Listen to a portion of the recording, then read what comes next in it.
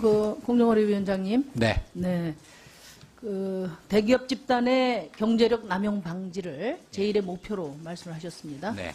제가 17대 국회 때 일감 몰아주기라는 말을 처음 만들었어요. 예.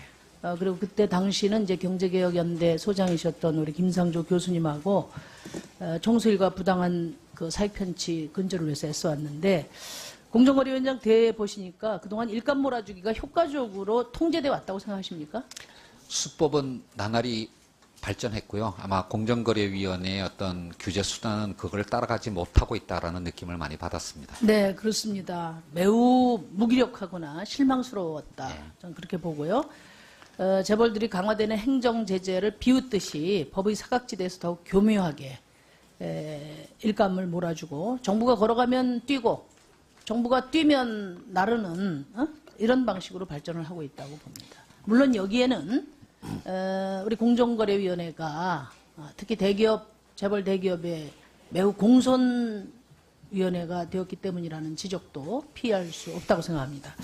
저는 그래서 문재인 정부의 공정거래위원회에서는 재벌 일가의 일감 몰아주기 이런 새로운 행태들을 그 종합적으로 다루는 그런 대책이 마련이 돼야 된다. 말하자면 일감 몰아주기 시즌2가 필요하다는 생각인데 어떻게 생각하십니까?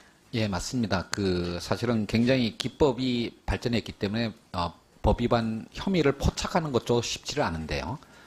그거에 네. 대해서 여러 가지 네. 어떤 다양한 기법에 대해서 저희들이 좀 더 정밀하게 분석을 해보도록 하겠습니다. 아까 존경하는 최원열 의원께서 김상조식 경제민주화는 뭐냐 이런 지적도 있으셨는데, 위원장 돼 보시니까 할 일은 많은데 조건은 뒤따르지 않고 외압은 많고 여기저기 태클 거는 사람 많고 그럴 것으로 봅니다. 근데 저는 이 한 가운데에서 공정거래 질서를 바로 세우는 것, 그것이 김상조식 경제민주화가 아닌가 이렇게 생각을 합니다. 제가 생각했던 그 스케줄대로 즐겁게 일하고 있습니다. 좀만 기다려 주십시오. 그래서 제가 그동안에 이제 새로운 이런 뛰는 놈 위에 나는 놈 격의 이런 실상들을 그 유형을 좀 분석하고 개념을 한번 재설계해 봤습니다. 예. 자료를 한번 봐주시죠, 화면을. 다 말씀드릴 수는 없고요. 예. 이제 가장 핵심적인 특징이 이 재벌 일가의 일감 몰아주기와 경영권 세습 작업은 이제는 이제 특수관계인 4촌을 넘어서 사돈의 8촌까지 확대되고 있다. 그러니까 피는 물보다 진하다는 시족사회의 회기가 아닌가 싶을 정도였어요. 그리고 두 번째 유형별 특징을 보면은 많이 지적이 됐습니다만 공익재단을 만들어서 지배구조를 우회하는 방식으로 한다든지, 중간에 기업 집단 바깥에 친족기업 또는 친척을 끼워 넣어가지고 통행세를 편취하는 이런 방식이 두드러졌습니다. 그리고 제가 그 사례를 계속 말씀을 드리고 있는데 아마 보셨을 것 같아요. CJ 사례라든지 SDI 사례. 그리고 오늘 이제 제가 집중적으로 지적할 게 글로비스 사례인데요. 이런 부분과 관련해서는 이게 대규모 기업 집단 계열의 금융그룹의 경우에는 다 개별 금융회사 차원의 감독이 이루어지고 있기 때문에 지금 금융그룹의 통합감독 시스템 구축을 금융위가 주도를 하고 있는데 여기 공정거래위원회가 참여해야 된다고 봅니다. 열심히 이미 협의를 하고 있습니다. 네네. 글로비스건 관련해서 제가 상세하게 말씀드릴 시간이 없어서 질문만 몇 가지 드리겠습니다. 새로운 수법의 대표적인 사례예요. 하나는 통행세 받는 사례고요. 또 하나는 허위 세금 계산서를 발행해서, 이건 제가 오후에 집중적으로 증인 질문을 할 겁니다. 허위 세금 계산서를 발행을 해서 내부 거래를 축소하는 방식이에요.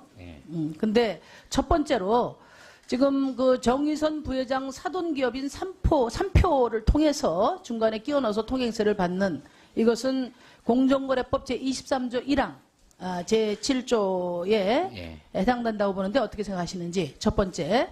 두 번째는 이외에도 지금 삼포그룹 계열회사 여러 계열회사에 대해서 일감 몰아주기를 통해서 이익을 제공을 하고 있어요.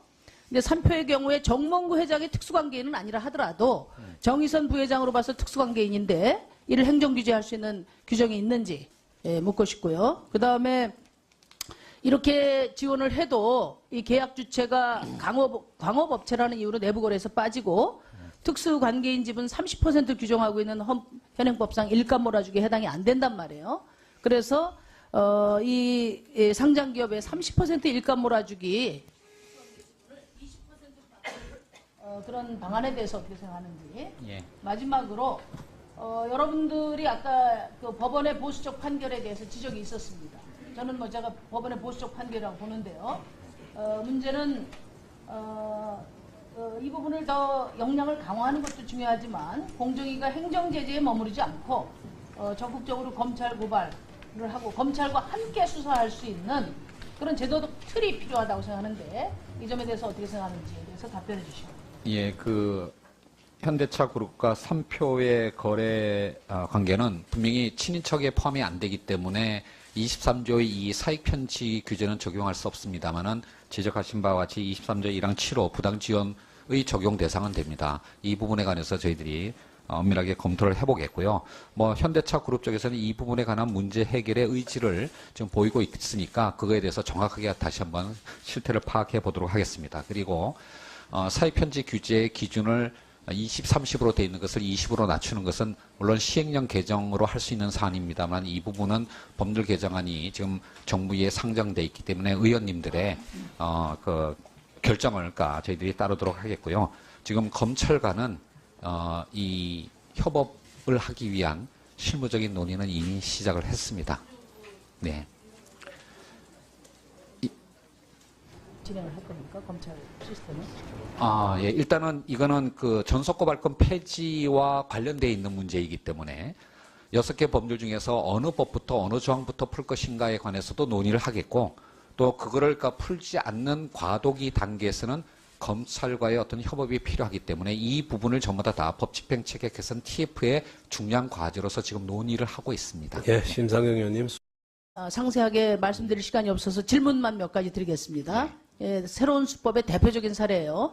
하나는 통행세 받는 사례고요. 예. 또 하나는 허위 세금 계산서를 발행해서 이건 이제 오후에 집중적으로 증인 질문을 할 겁니다. 허위 세금 계산서를 발행을 해서 내부 거래를 축소하는 방식이에요. 근데 첫 번째로 지금 그 정의선 부회장 사돈기업인 3표를 통해서 중간에 끼워 넣어서 통행세를 받는 이것은 공정거래법 제23조 1항 제7조에 해당된다고 보는데 어떻게 생각하시는지 첫 번째. 두 번째는 이외에도 지금 3포그룹 계열회사 여러 계열회사에 대해서 일감 몰아주기를 통해서 이익을 제공을 하고 있어요. 근데 3표의 경우에 정몽구 회장의 특수관계인은 아니라 하더라도 정의선 부회장으로 봐서 특수관계인인데 이를 행정규제할 수 있는 규정이 있는지 묻고 싶고요. 그 다음에 이렇게 지원을 해도 이 계약 주체가 광업업체라는 이유로 내부거래에서 빠지고 특수관계인 지분 30% 규정하고 있는 현행법상 일감 몰아주기에 해당이 안 된단 말이에요. 그래서 이 인종거래위원회에서는 재벌 일가의 일감 몰아주기 이런 새로운 행태들을 그 종합적으로 다루는 그런 대책이 마련이 돼야 된다. 말하자면 일감 몰아주기 시즌2가 필요하다는 생각인데 어떻게 생각하십니까? 예, 맞습니다. 사실은 굉장히 기법이 발전했기 때문에 법 위반 혐의를 포착하는 것도 쉽지를 않은데요. 그거에 네. 대해서 여러 가지 어떤 다양한 기법에 대해서 저희들이 좀 더 정밀하게 분석을 해보도록 하겠습니다. 아까 존경하는 최은열 의원께서 김상조식 경제민주화는 뭐냐 이런 지적도 있으셨는데 뭐 위원장 돼 보시니까 할 일은 많은데 조건은 뒤따르지 않고 외압은 많고 여기저기 태클 거는 사람 많고 그럴 것으로 봅니다. 근데 저는 이 한 가운데에서 공정거래 질서를 바로 세우는 것 그것이 김상조식 경제민주화가 아닌가 이렇게 생각을 합니다. 제가 생각했던 그 스케줄대로 즐겁게 일하고 있습니다. 좀만 기다려 주십시오. 그래서 제가 그동안에 이제 새로운 이런 그 뛰는 놈 위에 나는 놈 격의 이런 실상들을 그 유형을 좀 분석하고 개념을 한번 재설계해 봤습니다. 자료를 한번 봐주시죠. 화면을. 공정거래위원장님. 네. 그 대기업 집단의 경제력 남용 방지를 제1의 목표로 말씀을 하셨습니다. 네. 제가 17대 국회 때 일감 몰아주기라는 말을 처음 만들었어요. 그리고 그때 당시는 이제 경제개혁연대 소장이셨던 우리 김상조 교수님하고 총수일과 부당한 그 사익편취 근절을 위해서 애써왔는데 공정거래위원장 대 보시니까 그동안 일감 몰아주기가 효과적으로 통제돼 왔다고 생각하십니까? 수법은 나날이 발전했고요. 아마 공정거래위원회의 어떤 규제 수단은 그걸 따라가지 못하고 있다라는 느낌을 많이 받았습니다. 네, 그렇습니다. 매우 무기력하거나 실망스러웠다. 네. 저는 그렇게 보고요. 재벌들이 강화되는 행정 제재를 비웃듯이 법의 사각지대에서 더욱 교묘하게 일감을 몰아주고 정부가 걸어가면 뛰고 정부가 뛰면 나르는 이런 방식으로 발전을 하고 있다고 봅니다. 물론 여기에는 우리 공정거래위원회가 특히 대기업, 재벌 대기업의 매우 공손위원회가 되었기 때문이라는 지적도 피할 수 없다고 생각합니다. 저는 그래서 문재인 정부의 상장기업의 30% 일감 몰아주기 그런 방안에 대해서 어떻게 생각하는지 예. 마지막으로 여러분들이 아까 그 법원의 보수적 판결에 대해서 지적이 있었습니다. 저는 뭐 제가 법원의 보수적 판결이라고 보는데요. 문제는 이 부분을 더 역량을 강화하는 것도 중요하지만 공정위가 행정 제재에 머무르지 않고 적극적으로 검찰 고발을 하고 검찰과 함께 수사할 수 있는 그런 제도적 틀이 필요하다고 생각하는데 이 점에 대해서 어떻게 생각하는지에 대해서 답변해 주시죠. 예, 현대차 그룹과 3표의 거래 관계는 분명히 친인척에 포함이 안 되기 때문에 23조의 이 사익 편취 규제는 적용할 수 없습니다만은 지적하신 바와 같이 23조 1항 7호 부당 지원의 적용 대상은 됩니다. 이 부분에 관해서 저희들이 엄밀하게 검토를 해보겠고요. 현대차 그룹 쪽에서는 이 부분에 관한 문제 해결의 의지를 지금 보이고 있으니까 그거에 대해서 정확하게 다시 한번 실태를 파악해 보도록 하겠습니다. 그리고 사익 편취 규제의 기준을 20, 30으로 돼 있는 것을 20으로 낮추는 것은 물론 시행령 개정으로 할 수 있는 사안입니다만 이 부분은 말씀드릴 수는 없고요. 예. 이제 가장 핵심적인 특징이 이 재벌 일가의 일감 몰아주기와 경영권 세습 작업은 이제는 이제 특수관계인 사촌을 넘어서 사돈의 8존까지 확대되고 있다. 그러니까 피는 물보다 진하다는 시족사회의 회기가 아닌가 싶을 정도였어요. 그리고 두 번째 유형별 특징을 보면은 많이 지적이 됐습니다만 공익재단을 만들어서 지배구조를 우회하는 방식으로 한다든지 중간에 기업 집단 바깥에 친족기업 또는 친척을 끼워 넣어가지고 통행세를 편취하는 이런 방식이 두드러졌습니다. 그리고 제가 그 사례를 계속 말씀을 드리고 있는데 아마 보셨을 것 같아요. 예, 예. CJ 사례라든지 SDI 사례. 예. 그리고 오늘 이제 제가 집중적으로 지적할 게 글로비스 사례인데요. 이런 부분과 관련해서는 이게 대규모 기업 집단 계열의 금융그룹의 경우에는 다 개별 금융회사 차원의 감독이 이루어지고 있기 때문에 지금 금융그룹의 통합감독 시스템 구축을 금융위가 주도를 하고 있는데 네. 여기 공정거래위원회가 참여해야 된다고 봅니다. 어떻게 예, 열심히 되겠습니까? 이미 협의를 하고 있습니다. 네네. 글로비스 건 관련해서 제가